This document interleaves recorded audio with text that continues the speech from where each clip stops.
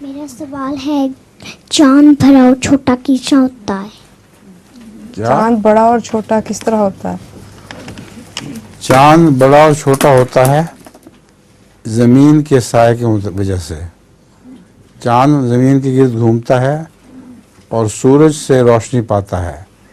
तो जब ज़मीन चांद के और सूरज के दरमियान आ जाती है तो उसकी रोशनी कम मध्यम पड़ जाती है और बिल्कुल किनारे पर जब पहुंचता है तो बारीक, जिसको हम हिलाल कहते हैं, वैसा हो जाता है।